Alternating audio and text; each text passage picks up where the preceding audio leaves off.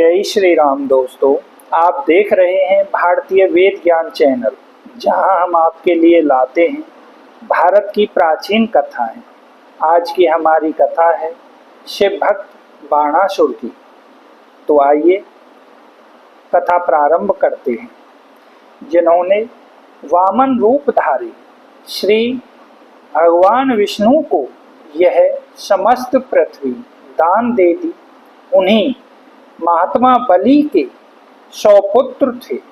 उन 100 में बाणासुर सबसे बड़े थे। ये बड़े मान्य, उदार बुद्धि, सत्य प्रतिज्ञ, दृढ़ व्रत और शिवजी के परम भक्त थे। असुर वंश में प्रहलाद जी ऐसे कुल दीपक हुए कि उनके प्रभाव से सारा वंश ही भक्त हो गया। प्रहलाद जी स्वयं परम भागवत विष्णु भक्त थे। पुण्यवान परम भागवतों की जहाँ गणना होती है, वहाँ प्रहलाद जी का सर्वप्रथम नाम लिया जाता है। इनके पुत्र विरोचन थे। विरोचन के पुत्र बलि, दानी श्रोमणि और इतने सत्यवादी हुए कि साक्षात विष्णु भगवान को उनके यज्ञ में आना पड़ा और छद्मवेश वेश में उन्हें बांधकर अंत में स्वयं बलि के प्रेम पास में बंध जाना पड़ा। और तब से अब तक उनके दरवाजे पर द्वारपाल बनकर आप विराजमान हैं। बलि के 100 पुत्र हुए, उनमें बाणासुर सबसे ज्येष्ठ थे। इन्होंने हिमालय प्रांत में केदारनाथ जी के पास शोणितपुर को अपनी राजधानी बनाया। ये परम शिव भक्त और दृढ़ प्रतिज्ञ थे। इनके 1000 हाथ थे। यह हजारों वर्षों तक शिवजी की आराधना करते रहे। जब तांडव नृत्य के समय शिवजी लय के साथ नाचते, तब ये हजारों हाथों से बाजे बजाते। इनकी सेवा से भूतनाथ भवानीपति परम प्रसन्न हुए। उन्होंने इन्हें वरदान मांगने को कहा। इन्होंने प्रार्थना की कि प्रभु, मुझे तो आपकी कृपा चाहिए। जैसे मेरे पिता के यहाँ सदा विष्णु भगवान विराजमान रहकर उनकी पुरी की रक्षा करते हैं, उसी प्रकार आप भी मेरी राजधानी के निकट सदा निवास करें और मेरी रक्षा करते रहें। आशुतोष भगवान ने कहा, अच्छी बात है, ऐसा ही होगा। यह कहकर शंकर जी वहां रहने लगे। अधिक बल, विद्या, धन, वैभव आदि पाकर अभिमान का होना स्वाभाविक है, किंतु जिनके कोई इष्ट हैं, जो भक्त हैं, उनके अभिमान रूपी रोग को कल्याणकारी श्री इष्ट देव शीघ्र ही नष्ट कर देते हैं। इसी प्रकार बाणासुर को भी अपने बल का और 1000 भुजाओं का अभिमान हो गया था। वह पृथ्वी में लड़ाई के लिए अपने समान बल वाले को खोजता रहा। दिग्गज उसके बल को देखकर भाग गए। देवता डर गए और इंद्र ने हार मान ली। तीनों लोकों में बाणासुर को कोई भी परास्त नहीं कर सका। इससे उसका अभिमान भी बढ़ गया। उसने शिवजी के पास जाकर उनके चरणों में प्रणाम करके कहा, भगवान, ये सहस्त्र बाहु मेरे लिए भार रूप ही हैं। इनसे युद्ध करने के लिए कोई बलि मुझे मिलता ही नहीं। क्या करूं? कैसे इनकी खुजली मिटाऊं? सर्व स्वामी शिव उसकी दर्प भरी वाणी का अभिप्राय समझ गए। वे तो दर्पहारी हैं ही। उन्होंने बाणासुर को एक झंडी दी और कहा, जिस दिन यह झंडी स्वतः ही गिर पड़ेगी उसी दिन समझना कि तुझसे अधिक बली तुझसे लड़ने आएगा और तेरे दर्प को चूर्ण करेगा। झंडी लेकर बाणासुर प्रसन्नता के साथ घर लौट गया।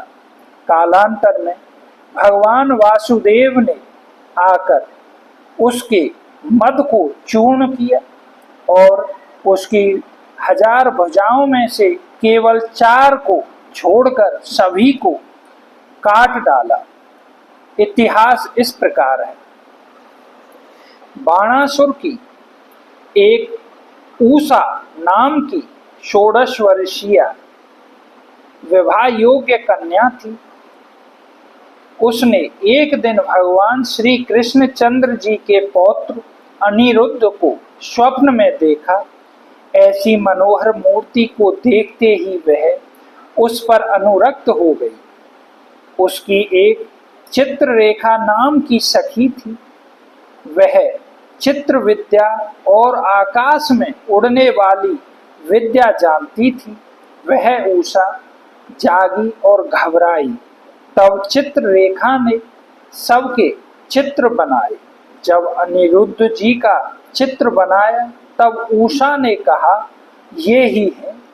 चित्ररेखा योग बल से वहां गई और रात्रि में सोते हुए अनिरुद्ध को उठा लाई और उन्हें उषा के महलों में रख दिया। बहुत दिनों तक अंतःपुर में रहने से धीरे धीरे यह बात उषा के पिता बाणासुर के कानों तक पहुंची। उसे बड़ा क्रोध आया और एक दिन स्वयं जाकर अनिरुद्ध को पकड़ लिया और उन्हें कारागार में बांधकर डाल दिया। इधर की उधर खबर देने वाले वायु से भी अधिक वेगवान 14 भुवनों में बिना रोक टोक घूमने वाले देव ऋषि नारद जी ने यह सब वृतांत द्वारकापुरी में जाकर समस्त यादवों से और श्री कृष्ण भगवान से कहा। इसे सुनकर भगवान बड़ी भारी सेना सहित शोणितपुर पर चढ़ आए। आकर बाणासुर से युद्ध किया। अंत में उसने अपने इष्ट देव शंकर जी को स्मरण किया। शंकर जी तो औधरदानी ठहरे। भक्त से पूछा, क्या चाहते हो? उसने कहा, मेरे लिए आप युद्ध करें। ऐब मस्तु कहकर भगवान भोलेनाथ युद्ध करने लगे। भगवान श्री कृष्णचंद्र जी का और शिव जी का परस्पर बड़ा घोर युद्ध हुआ। दोनों ही ईश्वर थे, एक ही भगवान के रूपों में प्रकट थे। उनका युद्ध ही क्या था? भक्त को मान देने और भक्ति की मर्यादा बढ़ाने के लिए ही उन्होंने यह लीला रची थी। अंत में दोनों ओर से प्रेम संधि हुई। शिवजी ने भगवान से कहा, प्रभु आपको भला कौन जीत सकता है? यह बाणासुर मेरा बड़ा भक्त है, इस पर कृपा कीजिए, इसे अभय दान दीजिए। भगवान ने कहा, एक तो यह आपका भक्त, दूसरे प्रहलाद का प्रपौत्र, मैं इसे मारूंगा नहीं। मैंने प्रहलाद के वंशजों को ना मारने की प्रतिज्ञा की है। इसकी भार रूप जो ये 1000 भुजाएं हैं उन्हें मैं काटे देता हूँ।